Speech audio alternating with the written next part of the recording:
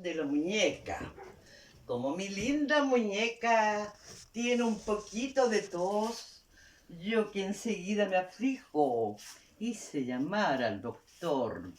Serio y callado, a la enferma largo tiempo examinó, ya poniéndole el termómetro, ya mirando su reloj. La muñeca estaba pálida, yo temblaba de emoción. Al fin el médico dijo, levantando mucho la voz, esta tos solo se cura con un caramelo o dos.